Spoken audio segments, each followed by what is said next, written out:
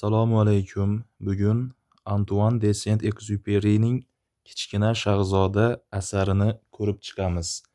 Demak, bu yerda birinchi e'tibor qilishimiz kerak bo'lgan narsa yozuvchining hayoti va ijodi haqida qisqacha to'xtalib o'tamiz. Demak, fransuz yozuvchisi o'z asarlari bilan jahon adabiyotida o'chmas iz qoldirgan. Endi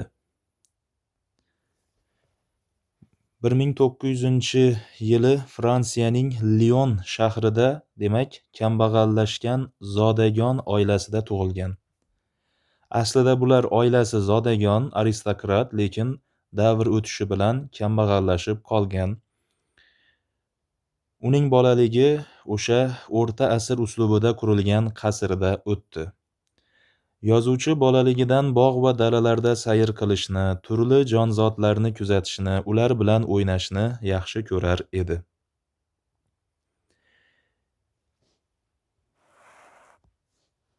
Oilasida uni onasi va buvilari yozuvchini bolaligida erkalab, Qirol Oftob deb chaqirishar edi. Yozuvchi dastlab maktabdan keyin arxitektura yo'nalishida o'qishga kiradi, ammo keyinchalik harbiy uchuvchi bo'lishga qaror qildi. Endi aynan yozuvchining uchuvchi bo'lganligi uning hayotidagi muhim jarayon. Uning mashhur Kichkina shahzoda asarida ham aynan o'zini hayoti bilan bog'liq tafsilotlar ko'rsatilgan. Exupéry'ning dastlabki asari, mana dastlabki asari ham uchuvchi hikoyasi hisoblanadi. Uchuvchilik bilan bog'liq hayotidagi juda ko'p holatlar. Endi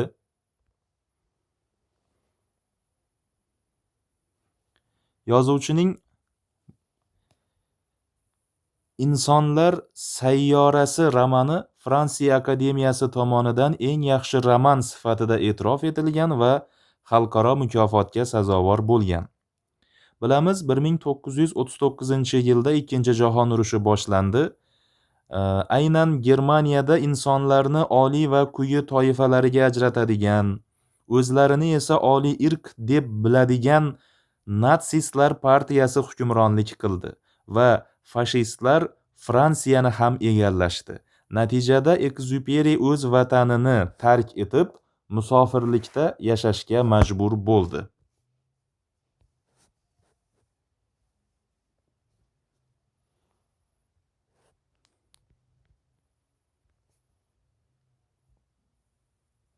Mutolaadan oldin Kichkina shahzoda asari haqida ko'rib o'tamiz. Umumiy ma'lumot. Muallif asarni Ikkinchi jahon urushi davom etayotgan paytda, muhojirlikda yashayotgan vaqtda yozadi. Aynan Kichkina shahzoda asaridagi voqealar yozuvchini o'zini hayotida bo'lib o'tgan ma'lum ma'noda. Misol uchun, Exupéry'ning yozuvchining samolyoti sahroyi kabirda halokatga uchraydi. Bir necha kun suvsizlikdan alahsirashni boshlagan uchuvchini oxiri sahroda yashaydigan arablar qutqarib qoldi. Kichkina shahzoda asarida ham xuddi o'sha holat bor. Ya'ni asar qahramoni bu uchuvchi bo'ladi va uni samolyoti sahroda halokatga uchraydi va samolyotini tuzata olmay xunob bo'layotgan bir paytda notanish bir bola, ya'ni Kichkina shahzoda uning yoniga keladi.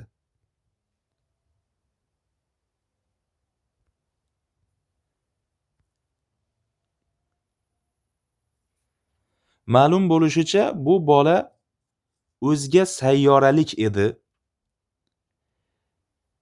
Uni kichkinagina o'zini sayyorasi bor edi va o'sha sayyoradan kelgan edi.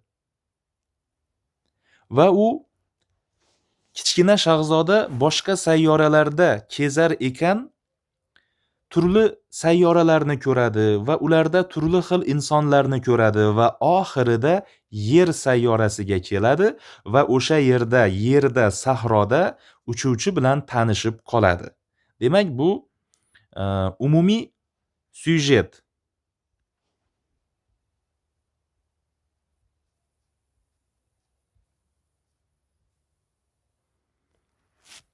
Demak, boshladik. Yozuvchi asarni do'sti Leon Vertga bag'ishlaydi.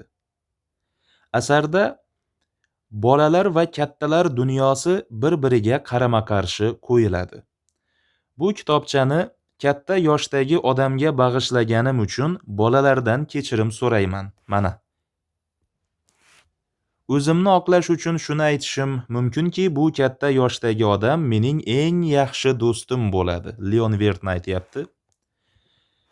Demak, bu yerda voqealarni gaplab berayotgan odam bu Ekzyuperining aynan o'zi. Buning ustiga u dunyodagi hamma narsani, hatto bolalariga atab chiqarilgan kitobchalarni ham tushunadi. Va nihoyat u Fransiyada yashaydi. U yerda hozir hamma yoq sovuq, ocharchilik, do'stim esa taskin, tasalliga benihoya muhtoj. Ya'ni Leon Vert hozir Fransiyada, bilasiz, o'sha davrda Fransiyada Ikkinchi jahon urushi ketayotgan edi. Shu narsaga ishora qilyapti. Hamma yoq sovuq, ocharchilik deyish orqali. Agar bularning barchasi ham meni oqlay olmasa, u holda kitobchamni bir paytlar mana shu katta yoshdagi do'stimning o'rnida bo'lgan kichkina bolakayga bag'ishlayman. E'tibor qiling, Leon Vertni do'stini bolaligiga bag'ishlayapti. Bolalikdagi Leon Vertga bag'ishlayapti, kattaga emas.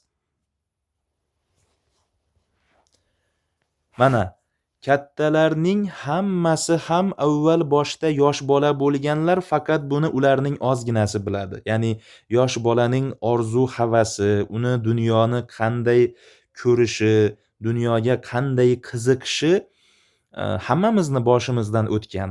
Lekin buni ko'pincha inson yoshi kattalashgan sari unutib yuboradi. Yosh bolani tushunmaydi, uni psixologiyasini tushunmaydi. Ko'pchilik shunday qiladi. Juda sanoqli insonlargina o'sha bolalikni eslab qolgan, bolalikdagi xotiralar bilan yashaydi va bolalar dunyosini tushunishga harakat qiladi. Demak, asar kimga bag'ishlandi? Leon Vertga. Bir paytlar yosh bola bo'lgan do'stimga bag'ishlanadi. Xo'p. Endi voqealarni tafsilotiga o'tamiz. Boshlanadi shu joydan. 6 yasharlik paytimda Osuda o'rmonlar haqida hikoya qiladigan bo'lgan voqealar degan kitobda bir g'alati suratni ko'rib qoldi yozuvchi.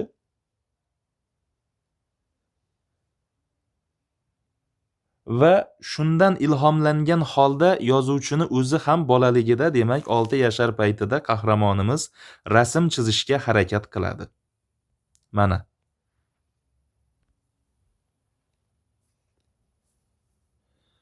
Yozuvchi o'zining mana bu yerda birinchi raqamli rasmini chizib, o'sha 6 yasharlik paytida Ekzyuperi deb ketaveramiz hikoyachini. Mana shu rasmni chizib kattalarga, oilasidagilarga ko'rsatdi. Ular nima dedi? Qo'rqinchli emasmi bu rasm deb so'radim. Ular shlyapaning nimasi qo'rqinchli ekan deb e'tiroz bildirishdi. Ya'ni ular buni shlyapa deb o'ylashdi. Buni yuzaki tomoniga, zohiriga qarashdi. Uni ichida nima bo'lishi mumkin, uni botinida nima bo'lishi mumkin, bu narsaga e'tibor qaratishmadi. Ya'ni bu bilan yozuvchi nima demoqchi? Kattalar ko'pincha har bir narsani yuzaki tomondan qaraydi. U nima, qanday foydasi bor, shuni o'ylaydi xolos. Lekin uning botinida, ichida, qalbida nimalar yashiringan, bu narsalarni, bu tuyg'ularni o'ylashga, his qilishga kattalarda ko'pincha nima bo'lmaydi? Vaqt bo'lmaydi. Bolalar bilan kattalar dunyosining qarama-qarshi qo'yilishi ham aslida mana shunda. Ammo rasmdagi narsa shlyapa emas, bu filni tiriklay yutib yuborgan bo'g'ma ilon edi. Natijada Kattalarga tushunarli bo'lsin deb ilonning ichki ko'rinishini chizdim. Mana bu ikkinchi rasm. Bu ikkinchi raqamli rasmim edi. Lekin kattalar nima dedi? Ilonlarning ichki-yu tashqi ko'rinishini chizish o'rniga jug'rofiya, tarix, arifmetika, husni xatni ko'proq o'rganishni maslahat berishdi. Shu bilan 6 yashar paytimda rassomlikning porloq istiqbolidan voz kechishga majbur bo'ldim. To'g'ri, qahramonimiz demak rassomlikdan voz kechdi. Lekin baribir insonning yoshi o'tgan sari insonning qalbida o'sha orzu, o'sha istaklar qolib ketadi. Inson uni o'ylamasligi mumkin, lekin miya ostida baribir o'sha istak yotadi, umr bo'yi yotadi. Shuning uchun bolaning o'sha nimasini deymiz endi, intilishlarini, uni qiziqishlarini rag'batlantirish va to'g'ri ma'noda qabul qilish kerak. Hech qachon e'tiroz bildirmaslik kerak. Ya'ni aytayapti-ku, mana o'zimga nisbatan ishonchimni yo'qotdim deyapti. Rag'bat yo'q. Demak, mana shu narsa sabab bo'ldi o'ziga ishonchini yo'qotganligi va shu bilan rasm chizishni to'xtatdi.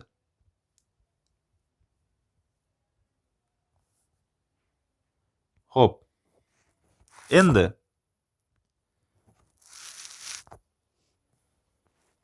shunday qilib, qahramonimiz uchuvchilikni o'rgandi va mana bu yerda ochig'ini aytish kerakki, jug'rofiya menga juda qo'l keldi. Nimaga? Chunki uchuvchi baribir geografiyani yaxshi bilishi kerak, hududlarni farqlab bilishi kerak. Mana aytayapti-ku, bir qarashdayoq Xitoyni Arizona shtatidan ajrata oladigan bo'ldim. Xo'p. Umrim davomida turli-tuman jiddiy odamlarni uchratdim. Kattalar orasida uzoq vaqt yashadim, ularni yaqindan ko'rdim, bildim va bundan tan olishim kerakki, ular haqidagi fikrim yaxshi tomonga o'zgarmadi. Ya'ni bu bilan nima demoqchi? Kattalar o'zini asl qiyofasini, intilishlarini, qalbidagi tuyg'ularini yashirib, doimo o'zlarini jiddiy ko'rsatib qobiqda yashaydilar. Aslida ularni ham qalbida o'sha o'zini bolalikdagi orzulari, o'zini bola qiyofasi yotadi baribir. Ammo buni ko'rsatishni, buni namoyon qilishni erish deb biladilar, bachkanalik deb biladilar, ojizlik deb biladilar. Shuning uchun o'zlarini jiddiy ko'rsatib, sirtki o'sha qobiq ostida yashaydilar.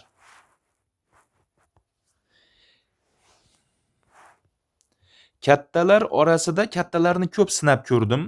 Kattalar orasida boshqalardan ko'ra aqlli va farosatliroq bir kishini uchratganimda, unga birinchi raqamli rasmimni ko'rsatardim. Men uni asrab qo'ygan edim. Demak, o'sha rasmni asrab qo'ydik. Doim yonimda olib yurardim.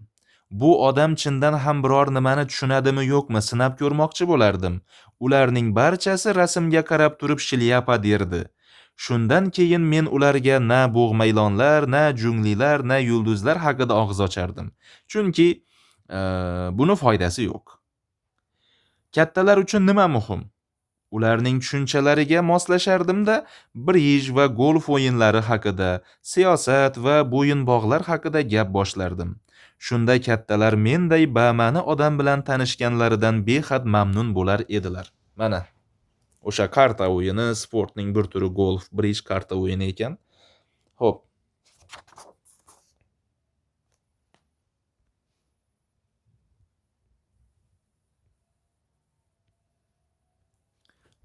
Men shu tariqa yolg'izlikda yashardim. Dilimni anglaydigan biror hamdardim yo'q edi. E'tibor qiling, ya'ni qahramonimiz uchuvchi yolg'izlikda yashadim deganda moddiy yolg'izlik haqida gapirmayapti. U baribir jamiyatning ichida yashagan, kimlar bilandir hamkorlik qilgan, ishlagan, uchrashgan odamlar bilan. Faqat u moddiy jihatdan emas, u qalban, ma'naviy jihatdan yolg'izlikni his qilgan. Chunki uni qalbini anglaydigan biror bir inson yo'q edi va shunday insonni qachondir uchratishni kutar edi.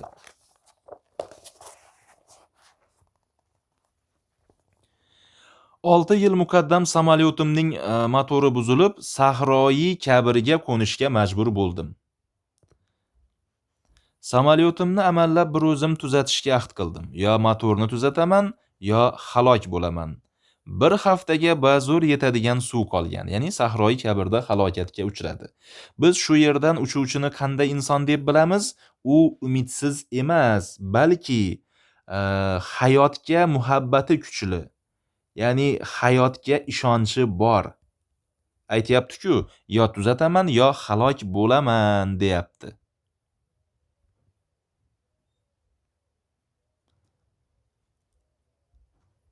Xo'p. Shunda samolyotini tuzata olmay xuno bo'lib o'tirganida uchuvchini yoniga kichkina bir bola keldi. Va u kelib nima dedi? Iltimos, menga ko'zichoq chizib ber deb iltimos qildi. Bu kichkina shahzoda edi. Mana bu yerda kichkina shahzodaning rasmi ko'rsatilgan. Sochlari sariq, jingalak, ustida mana shahzodaning libosi bor, qo'lida qilichi bor, yoshgina bola, mana etigi bor. Bu rasmlarni Ekzyuperining o'zi chizgan. Kitobdagi rasmlarni muallifning o'zi chizgan.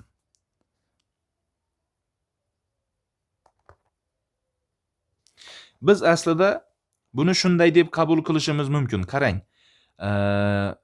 Bu yerda hozirgi uchuvchi obrazi Ekzyuperining katta vaqti. Mana bu kichkina shahzoda esa bu uni bola vaqti, bolaligi.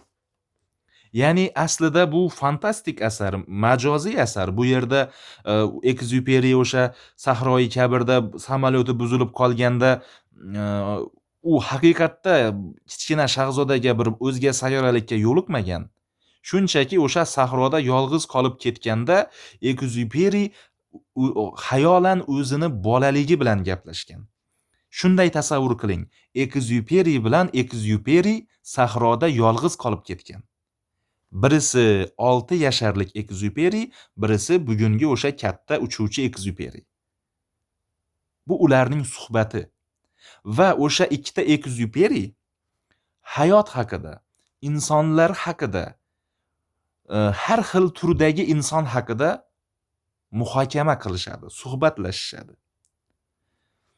O'zi adabiyotda shunday holat bor. Misol uchun, Cho'lponning Kecha va kunduz romaniga e'tibor qilsangiz, Mir Yoqubda asar yakunida poklanish istagi paydo bo'ladi.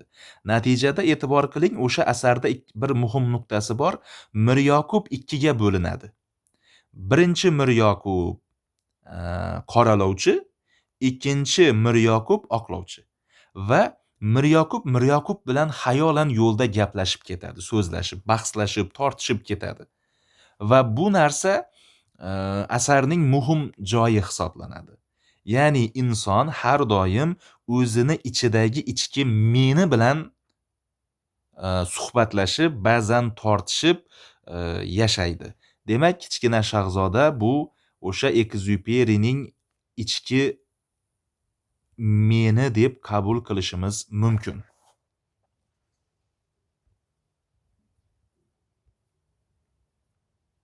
Xo'p. Jazirama sahro qo'ynida hayotim qil ustida turgan bir pallada qanchalik bema'ni ko'rinmasin, cho'ntagimdan qog'oz qalam oldim-u, lekin shu zahoti o'zimning asosan jug'rofiya, tarix, arifmetika, husnixatni o'rganganim lop etib esimga tushdi-da, bolakayga qarab, hatto biroz achchiqlanib, rasm chizishni bilmasligimni aytdim. Mana qaranglar, kichkina shahzoda undan ko'zichoqni chizib berishni so'rayapti. Rasm chizib berishni so'rayapti. Ya'ni o'sha qalbida qolib ketgan 6 yasharlik paytidagi olov hali o'chmagan. Rassomlik olovi o'chmagan. Bu uni bezovta qilyapti. Inson psixologiyasi shunday. Yillar o'tadi-yu, o'sha inson o'zini qiziqishlari uchun kurashmasa, bu narsa uni qalbida armon bo'lib, uni doimo bezovta qilib yashaydi. Bu oxiri portlashga olib keladi. Aynan Kichkina shahzoda kelib ko'zichoqni chizib ber deb talab qilyapti. Bu qat'iy qaror. Lekin uchuvchi mana bu fanlarni o'rgangan, rassomlik bilan shug'ullanmagan, shuning uchun ham achchiqlanadi. Atrofdagilardan unga imkoniyat yaratib bermagan, uni rag'batlantirmagan kattalardan va o'zidan achchiqlanadi. Lekin kichkina shahzoda baribir ko'zichoqni chizib ber deb turib oladi.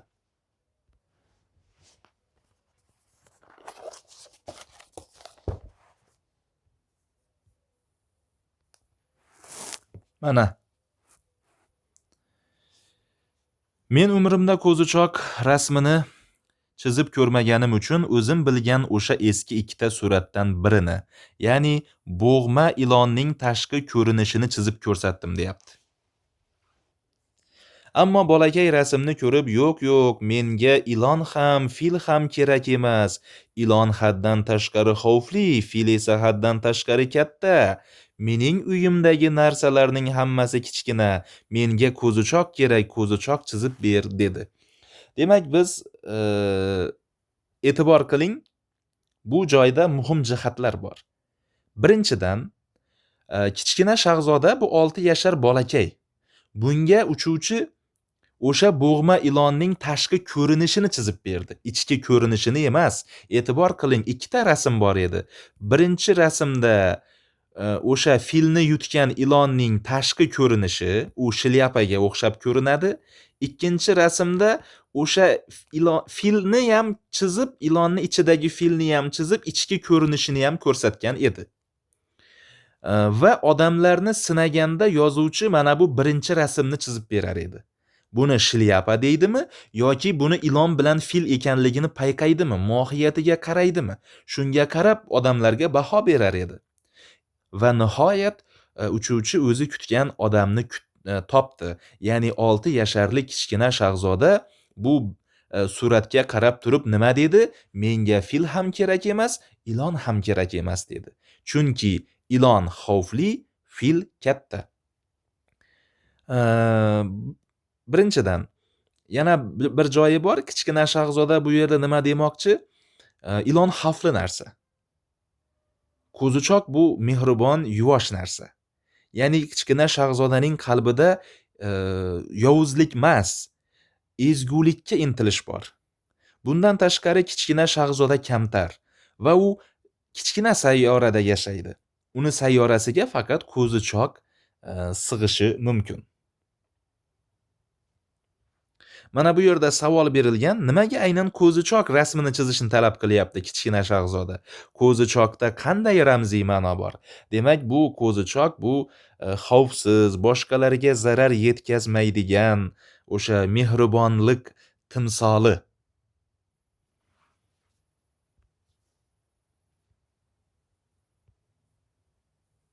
Mana bu yerda rasmlar ko'rib turibsiz, chizib ko'rsatdi, lekin bular kichkina shahzodaga yoqmadi. Birisini qo'chqorga o'xshatdi, bu qo'chqor-ku dedi. Bunisi esa o'lguday qari-ku, bo'lmaydi dedi. Oxiri uchuvchi unga nima chizib berdi? Quticha. Ko'zichog'ing shuning ichida yotibdi dedi. Mana bunga qarang, mana shu qutichani chizib berdi. Ko'zichoq buni ichida dedi. Shunda meni butkul lol qoldirib, bu talabchan hakam gul-gul yashnab ketdi. Menga xuddi shunaqasi kerak edi. Mana.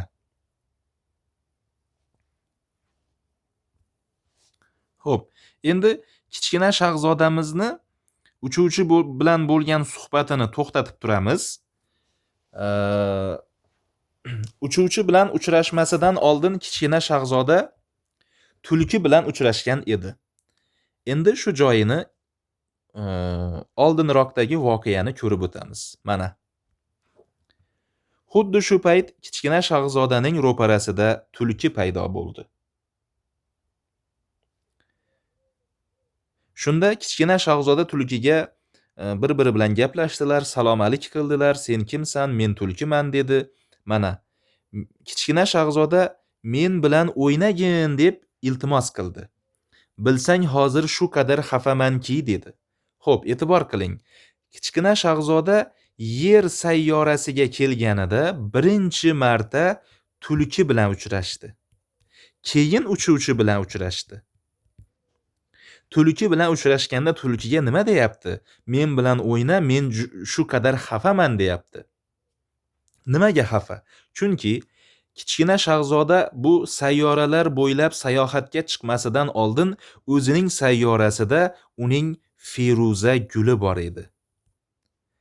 Kichkina shahzoda unga sadoqatli, uni sevar edi. Unga mehribonlik qilar edi.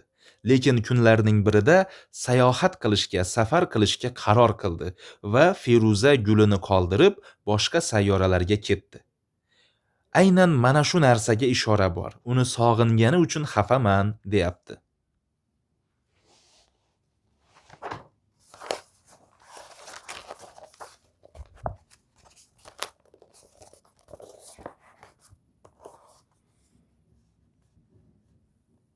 Xo'p, tulki nima dedi? Sen bilan o'ynay olmayman. Men qo'liga o'rgatilmaganman dedi.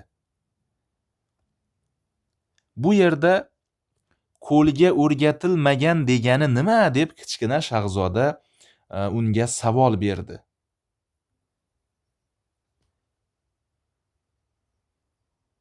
Bu yerlik emas ekansan-da dedi tulki.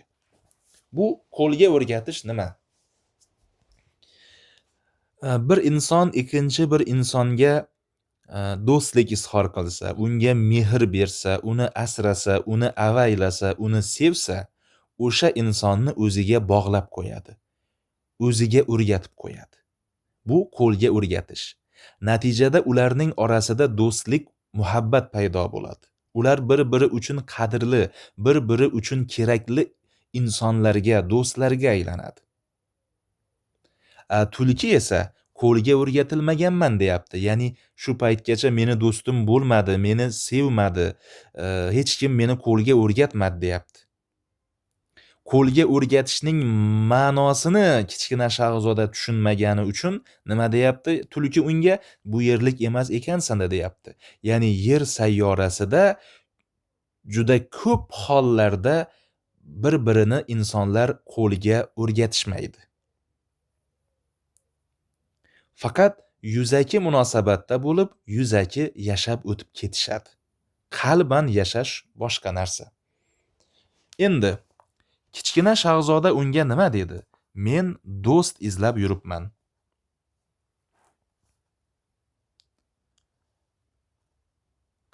Qaranglar. Xo'sh dedi kichkina shahzoda. Qo'liga o'rgatish o'zi nima?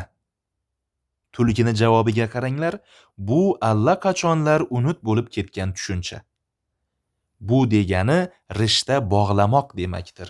Ikkita inson o'rtasida rishta bog'lansa, bu qo'lga o'rgatish, ya'ni ular bir-biriga ko'nikib o'rganib qoladi. Ular bir-biri uchun qadrli bo'lib qoladi. Mana shu narsa. Lekin bu narsa unut bo'lib ketgan yer sayyorasida deyapti. E'tibor qilinglar, bu har bir majoziy asar bu, har bir jumla muhim. Yozuvchi bu gaplarni dard bilan yozyapti. Chunki Ikkinchi jahon urushi ketayotgan bir paytda yozilgan asar bu. Fashistlar, o'sha nemislardagi fashistlar yahudiylarni tiriklay olovda yondirdi. Boshqa irqlarni kamsitdi. Inson insonga insonday qaramay qo'ydi. Qon to'kishlar, zulm qilishlar, ayamaslik, muhabbat yo'qolib boryapti insonlar orasida. Mana shunday. Bu narsa insoniyatni halokatga olib keladi va oxir oqibat dunyoni halokatga olib keladi. Yozuvchi mana shu narsalarni o'ylab bu gaplarni yozgan, majoziy qilib. Endi tulki kichkina shahzodaga o'sha qo'lga o'rgatishni, rishta bog'lashni nima ekanligini hozir tushuntiradi. Mana tulkini javobiga qaranglar. Hozir sen men uchun dunyodagi o'zingga o'xshagan 100 ming bolaning birisan xolos. Ya'ni men uchun hozir seni ahamiyating yo'q. Hozircha sen menga kerak emassan, men ham senga kerak emasman. Men ham senga hozir dunyodagi 100 minglab tulkining biriman xolos. Ammo bordi-yu sen meni qo'lga o'rgatsang, ikkimiz bir-birimizga kerak bo'lib qolamiz. Sen men uchun dunyodagi yagona odamga aylanasan. Men ham sen uchun dunyoda yagonaga aylanaman. Kichkina shahzoda nima dedi? Tushungandek bo'lyapman dedi. Bir gul bor edi. Chamasi u meni qo'lga o'rgatgan ekan. Demak, mana shu gapda kichkina shahzoda nimani aytayapti? U feruza gulini sog'inganligini anglab boshladi. Bo'lishi mumkin dedi tulki. Yer yuzida nimalar bo'lmaydi deysan? Qaranglar, bu voqea yerda bo'lmagan. Ya'ni kichkina shahzoda buni boshqa sayyorada, o'zini sayyorasida bo'lganligini aytayapti.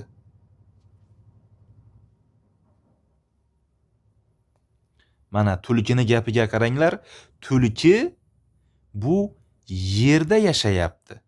Kichkina shahzoda hali yer sayyorasidagi jarayonlarni bilmaydi.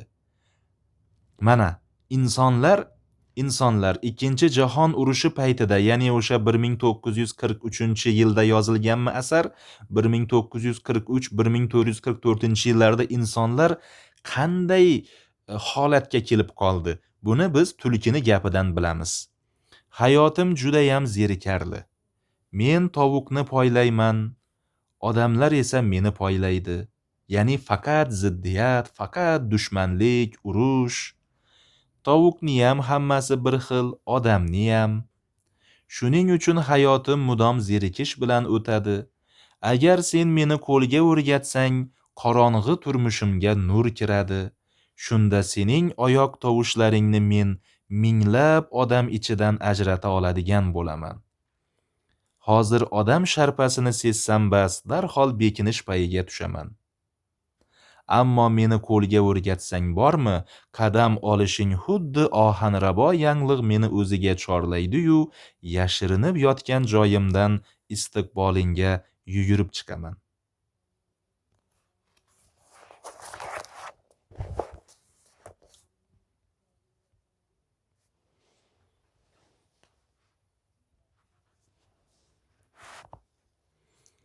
Bu gaplardan kichkina shahzoda judayam ta'sirlanib ketdi va iltimos meni qo'lga o'rgatgin dedi. Nimaga? Chunki har bir insonda muhabbatga, do'stlikka bo'lgan ehtiyoj bor. Demak, har bir insonda mehrga ehtiyoj bor. Xuddi qornimiz och bo'lganida biz ovqat yemasak bo'lmaydi. Biz bunga ehtiyojimiz juda kuchli. Xuddi shunday inson bu hayotda yashar ekan, ma'naviy jihatdan mehr muhabbatga ehtiyoj sezib yashaydi. Mana shu mehr muhabbatgina dunyoning borligini ta'minlab turadi. Xo'p. Endi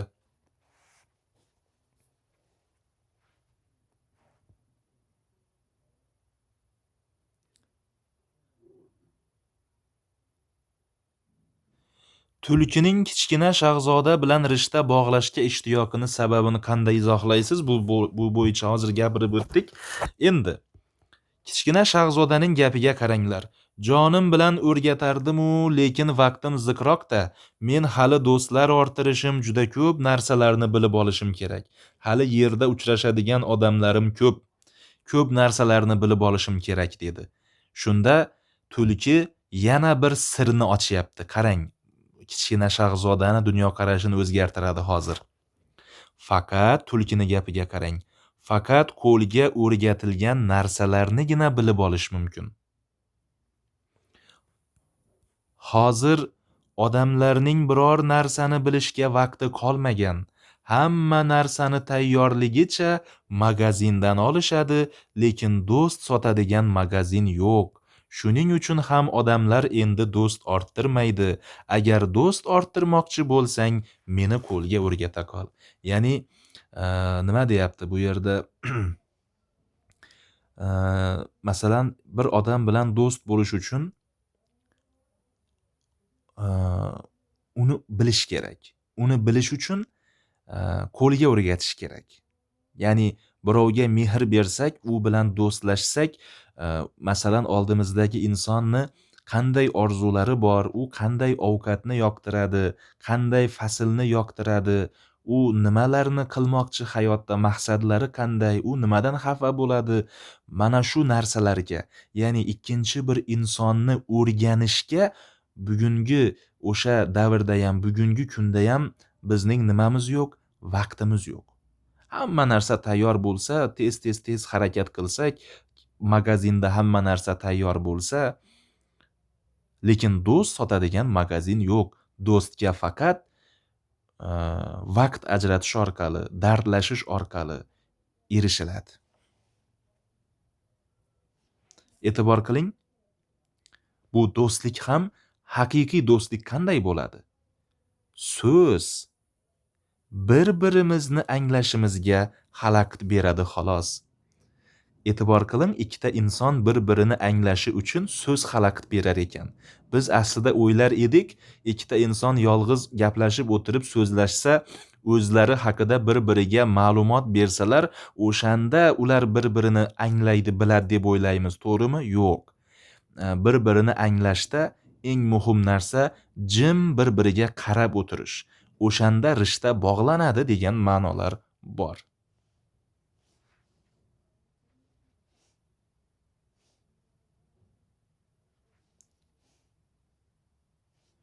Endi qaranglar. Tulki bilan kichkina shahzoda bir-biriga endi nima qilmoqchi? Qo'lga o'rgatmoqchi, do'st bo'lmoqchi. Shunda bular kelishib olishdi.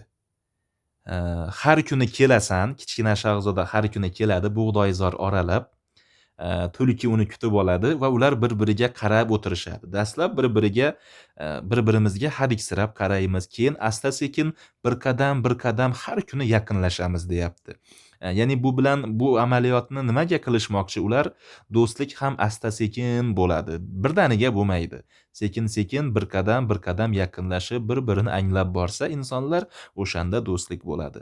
E'tibor qilinglar, endi kichkina shahzoda qachon kelay deb so'radi. Har kuni uchrashamiz deyapti. Yaxshisi har kuni bir paytda kela qolgin. Mana tulkini gapi. Masalan, agar soat 4 da keladigan bo'lsang, men soat 3 dan o'zimni baxtiyor his qila boshlayman. Muddat yaqinlashgani sari bu quvonch orta boradi. Soat 4 da esa yuragim hayajonga to'lib, shodumonlik bilan tepa boshlaydi. Ana shundagina men baxt saodatning qadrini sezaman.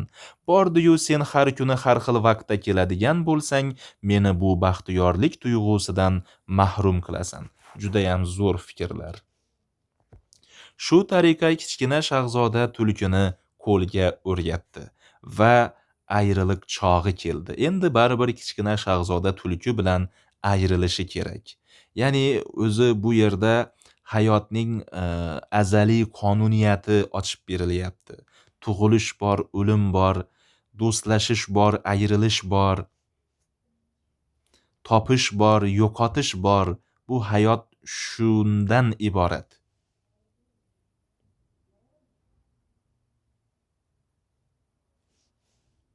Xo'p.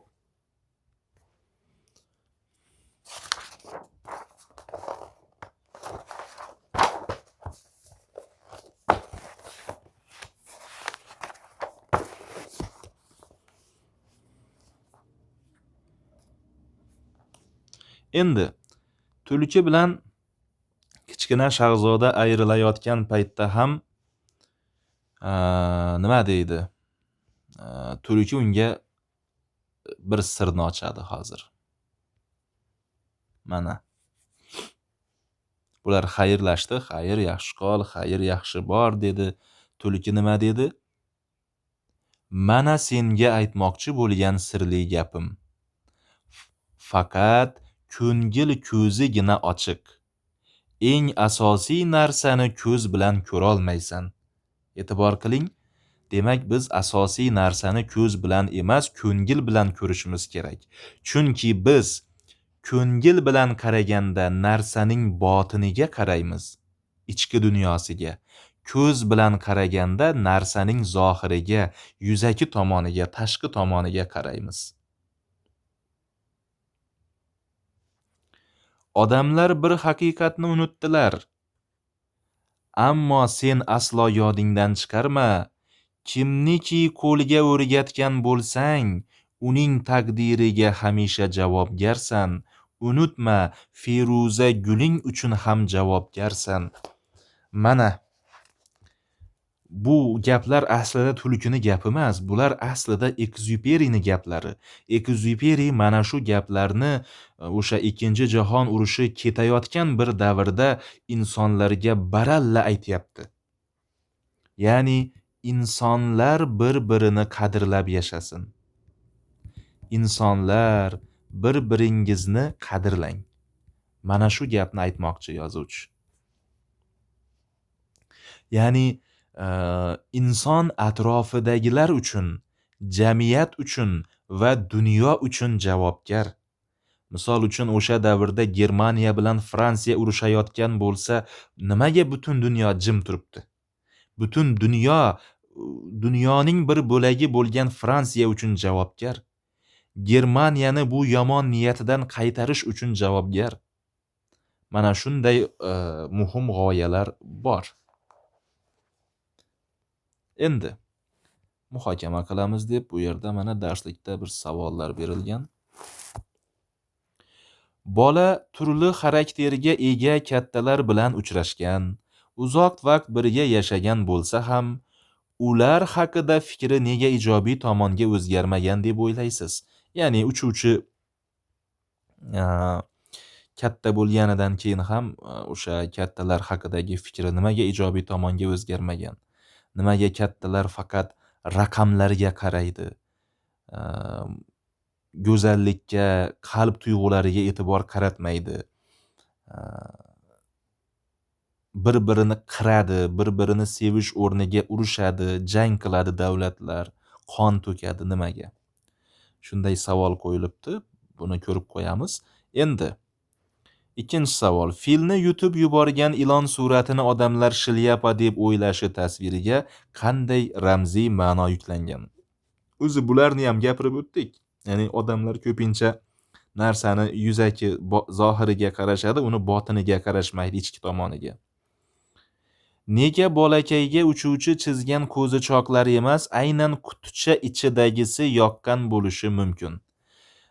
Bunga nima deb javob berishimiz mumkin? Har kim o'zini fikrini bildirishi mumkin. Masalan, qo'zichoqni birisini qari dedi, birisini qo'chqor-ku dedi, lekin quticha chizganida unga yoqdi.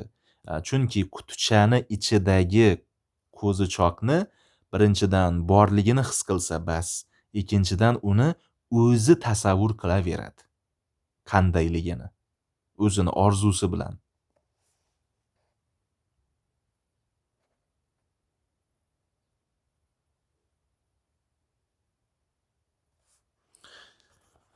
Xo'p. Davom qilamiz. Endi tulki bilan kichkina shahzoda uchrashdilar va ajralishdilar. Va kichkina shahzoda o'sha sahroyi kabirda yurar ekan, uchuvchi bilan uchrashib qoladi. Biz buni o'zi asarni boshida ham aytgan edik, uchuvchi bilan uchrashgan joylarini gapirgan edik. Endi ular yana suhbatlashda davom etadi. Qaranglar, uchuvchi nima deyapti? Uning qayerdan paydo bo'lganini ha deganda bilib ololmadim. Kichkina shahzoda meni savollarga ko'mib tashlaydi, ammo o'zidan biror nimani so'rasam eshitmaganga olar edi. Ya'ni savollarga javob bermas edi. Faqat anchadan keyin gap orasida tasodifan aytib qolgan ba'zi so'zlaridan uning sirli tashrifi bir muncha oydinlashdi. Ya'ni kichkina shahzoda o'zga sayyoradan kelganligini uchuvchiga birdaniga aytmagan.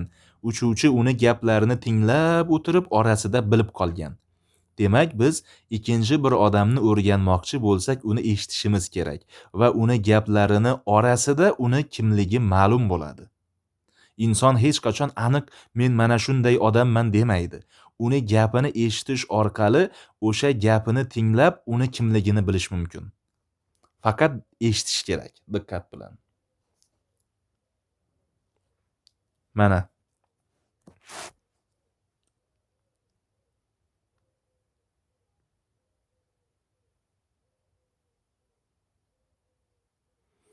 Demak, sen ham osmondan tushib kelibsan-da. Xo'sh, qaysi sayyoradan kelding? Yaxshi.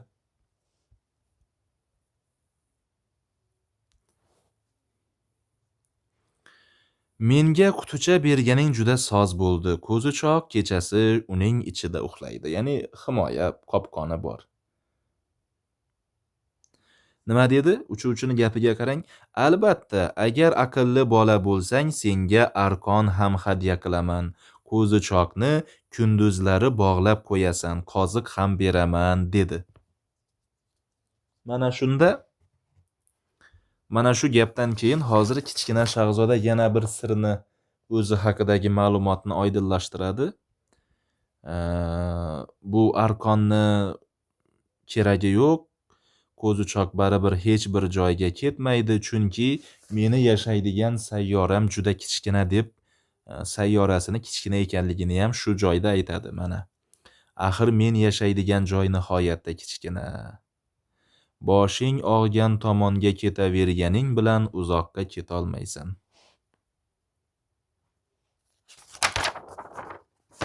Xo'p. Endi qarang, o'zi asarda asarni boshidan nima bo'ladi? Kichkina shahzoda qushlar bilan koinot bo'ylab sayr etishga qaror qiladi. Uning sayyorasini yaqinida bir nechta asteroidlar bor edi. O'sha asteroidlarni har birida bir odam yashaydi. Va kichkina shahzoda borib o'sha asteroidda o'sha odam bilan suhbatlashadi. Endi bu ramziy ma'noda. Bir asteroidda qirol yashar edi, ikkinchi asteroidda shuhratparast odam yashar edi, uchinchisida piyonista odam yashar edi, keyingi asteroidda qorchalon yashar edi, ya'ni o'zini hammadan bilimdon deb hisoblaydigan mahmadona odam. Birisida chiroqbon yashar edi, oltinchisida jo'g'rofiy olim yashar edi va oxirida asteroidlarni yettinchisida yer bu yer. Va 7-sayyora yerda davom ettiradi. Yerda dastlab tulki bilan, keyin uchuvchi bilan uchrashadi.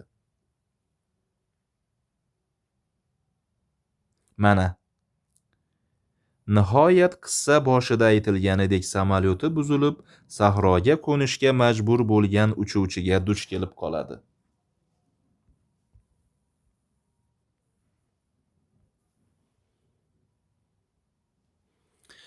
Kichkina shahzodani nimasida davom qilamiz. Qarang.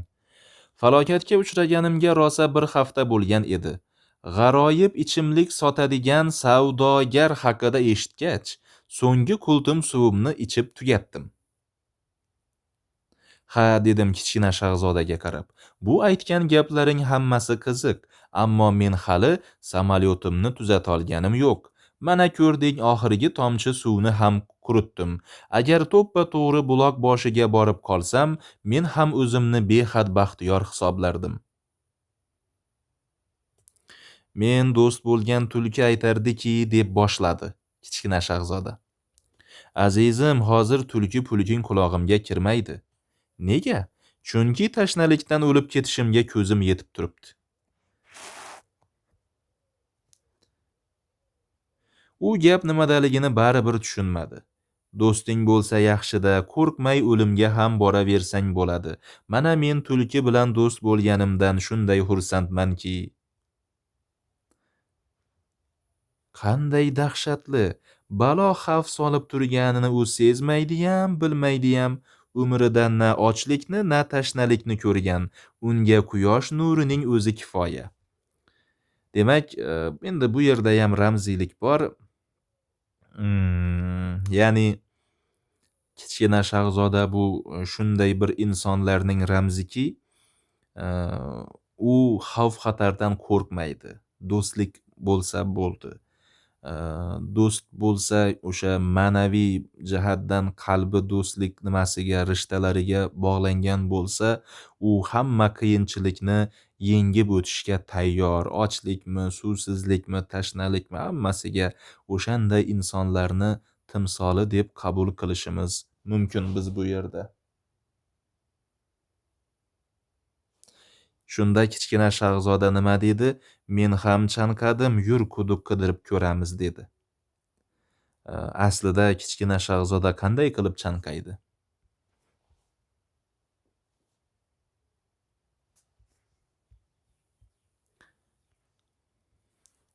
Demak, tashnalik nimaligini sen ham bilar ekansan-da, dedi.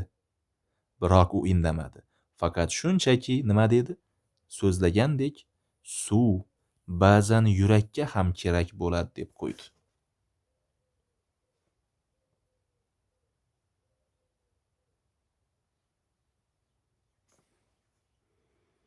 Xo'p,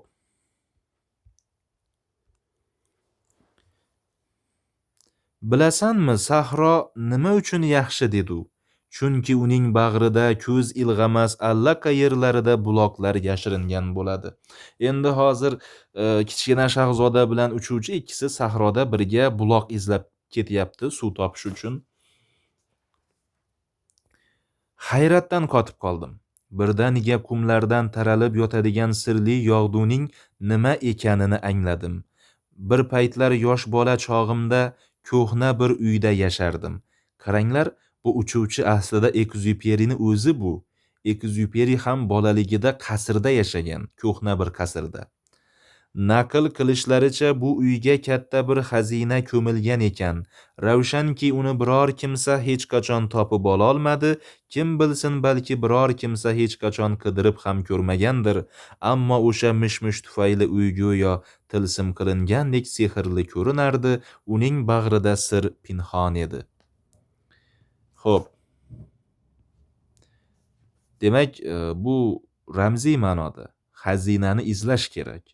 Izlash astoydil harakat qilsa, uni xazinani inson topadi. Xuddi shunday biz astoydil harakat qilsak, ikkinchi bir insonning qalbiga yo'l topamiz. Kichkina shahzoda charchadi. O'shanda uchuvchi Kichkina shahzodani ko'tarib ketyapti. Endi bular buloqqa ketishyapti. O'sha sahroda qaranglar uchuvchini gapiga.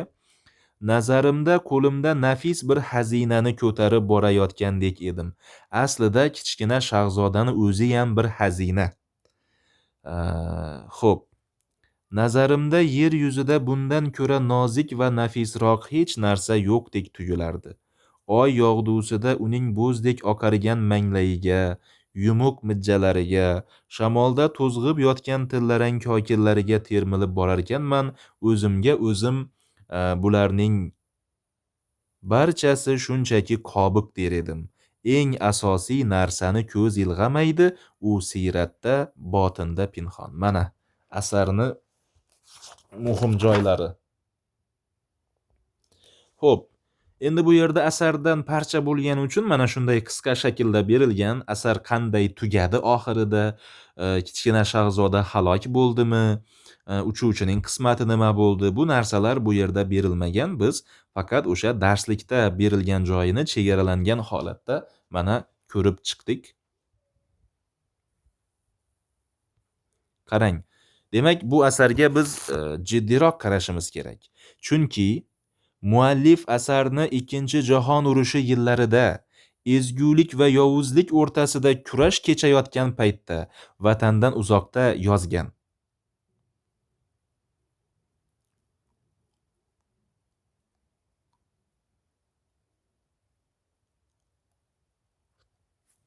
Demak, Kichkina shahzoda do'stlashgan yagona inson bu uchuvchini o'zi.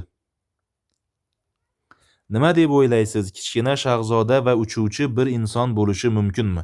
Buni darsimizni boshida aytib o'tdik. Uchuvchi Ekzyuperining katta yoshdagi vaqti, Kichkina shahzoda Ekzyuperining 6 yasharlik paytdagi obrazi.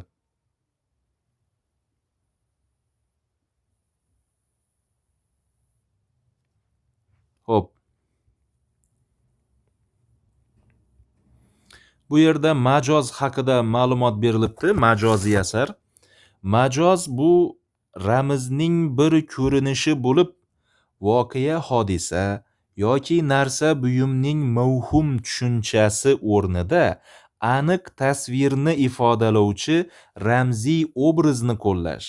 Ya'ni adabiy asarda o'quvchiga noaniq bo'lgan tushunchani ko'pchilikka ma'lum bo'lgan narsalarga xos belgilar bilan ifodalash usuli. Masalan, do'stlikni, muhabbatni, ayyorlikni, chaqimchilikni tasavvur qilishimiz qiyin. Bular mavhum tushuncha, lekin biz bularni obrazlar orqali beramiz. Hayotda ham, asarda ham.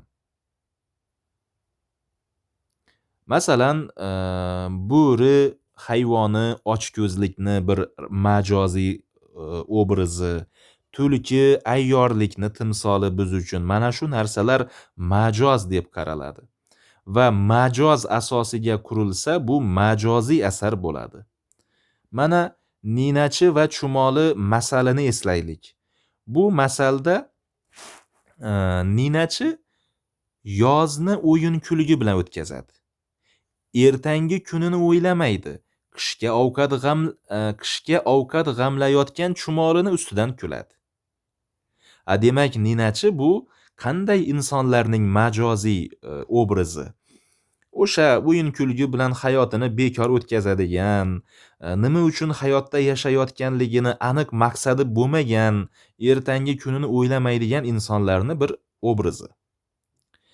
Qish kelganda esa chumolidan yordam so'rashga majbur bo'ladi. Chumoli esa bu mehnatsevar insonlarni ramzi. Misol uchun. Endi Kichkina shahzoda ham bu majoziy asar. Undagi har bir obraz orqali muallif biror bir g'oyani o'quvchiga yetkazmoqchi.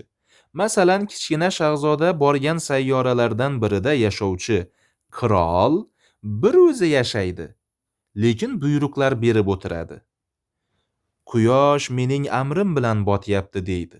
Aslida atrofdagi voqealar uning buyrug'isiz ham sodir bo'laveradi. Lekin u meni buyrug'im bilan bo'lyapti deb hamma narsaga buyruq berib o'tiradi. Demak, qirol qanday insonlarning timsoli? Mana, qirol majoziy ma'noda hamma narsa mening qo'limda, men hamma narsani boshqaraman deb o'ylaydigan, o'zini o'zi aldaydigan insonlarni tushuntiryapti bizga.